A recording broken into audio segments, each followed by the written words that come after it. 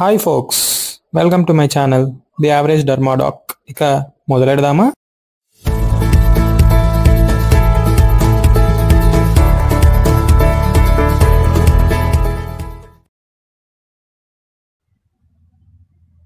Jack inhibitors.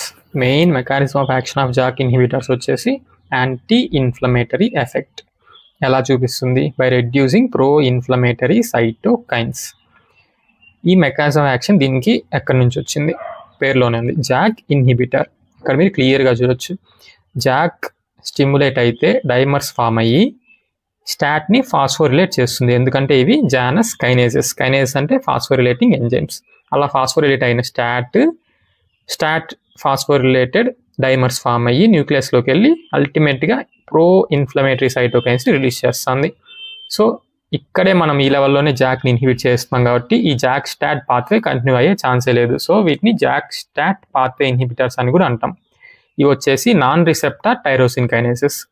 Cytokine రిసెప్టార్తో పాటు పనిచేస్తుంది. Cytokine వచ్చి సైటోకైన్ రిసెప్టార్కి బైండ్ అయితే జాక్ నాన్ రిసెప్టార్ టైరోసిన్ కైనేసిస్ కదా, దాని హెల్ప్తో, సైటోకైన్ రిసెప్టార్ హెల్ప్తో ఇవి యాక్టివేట్ అయ్యి డైమరైజ్ అయ్యి స్టాట్ని యాక్టివేట్ చేస్తే స్టాట్ వెళ్ళి ఇన్ఫ్లమేటరీ సైటోకైన్స్ రిలీజ్ చేస్తుంది. ఈ పాత్వే మొత్తాన్ని బ్లాక్ చేసే డ్రగ్స్నే మనం జాక్ ఇన్హిబిటర్స్ అని అంటాం.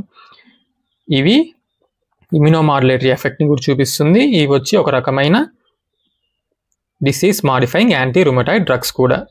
సో FDA దీని రుమటాయిడ్ ఆర్థరైటిక్స్ అప్రూవ్ చేసింది. Coming to its classification, first generation non selective. పేరులోనే ఉంది, నాన్ సెలెక్టివ్ అనమాట. జాక్ 1ని ఇన్హిబిట్ చేస్తుంది, జాక్ 3ని ఇన్హిబిట్ చేస్తుంది. ఏది? టోఫాసిటినిబ్.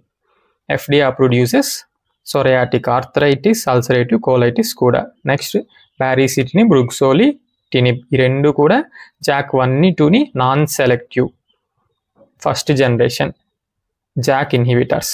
కమింగ్ టు సెకండ్ జనరేషన్, సెలెక్టివ్గా జాక్ 1ని ఇన్హిబిట్ చేస్తుంది ఇక్కడ క్లియర్గా. ఉపాదాసిటినిబ్, అబ్రోసిటినిబ్. Coming to off-label uses of tofacitinib, alopecia areata, atopic dermatitis, chronic actinic dermatitis. Next, connective tissue diseases, dermatomyositis, systemic sclerosis, SLE. Coming to its pharmacology, 2% ఆయింట్మెంట్లో అవైలబుల్లో ఉంటుంది. Tablets అయితే మెయిన్గా 5 mg 10 mg ఫార్ములేషన్స్లో అవైలబుల్లో ఉంటుంది. ఓరల్ సొల్యూషన్ కూడా గుడ్ ఓరల్ అబ్జార్ప్షన్ ఉంటుంది కాబట్టి బయోఅవైలబిలిటీ 70%. ఫాస్ట్గా పీక్ రీచ్ అవుతుంది 30 minutesలో. సేమ్ ఫాస్ట్గా ఎలిమినేట్ అయిపోతుంది T12 of 3 hours. దేని ద్వారా ఎలిమినేట్ అవుతుంది? Liver by enzyme CYP3A4 metabolise అయిపోద్ది. ఎలాగా? Inactive మెటబోలైట్స్గా.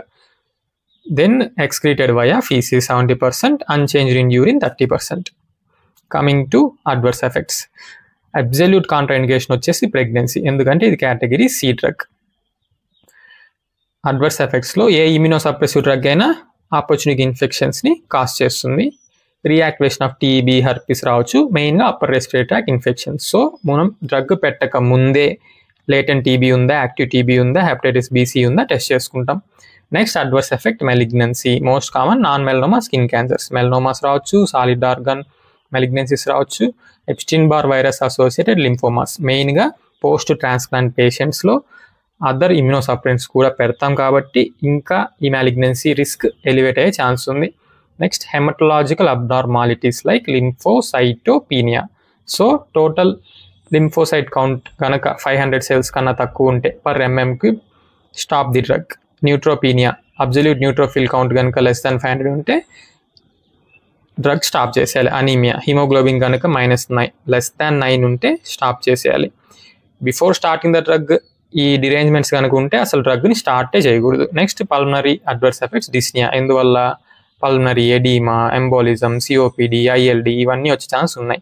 Metabolic derangement, elevated total cholesterol, triglycerides, LDL. So ఆబ్వియస్గా లిపిడ్ ప్రొఫైల్ చెక్ చేసుకునే డ్రగ్ పెడతాం, మానిటరింగ్ కూడా చేసుకుంటాం. Lipid profile monitoring, GI perforation, abnormal liver enzymes. So liver enzymes LFTs, RFTs monitor చేసుకోవాలి. క్లియర్గా ఈ ఇక్కడ రాసినవన్నీ relative contraindications, monitoring tests, pre treatment tests. ఒకవేళ ఏ ఇమ్యూనోసప్రెసెంట్ డ్రగ్ పెడుతున్నా కూడా మనం లైవ్ వ్యాక్సిన్స్ని అవాయిడ్ చేయాలి. ఇది tofacitinib JAK inhibitor classification. Thank you for watching. Channel పేరు గుర్తుందిగా, లైక్ షేర్ సబ్స్క్రైబ్ చేయడం మాత్రం మర్చిపోకండి.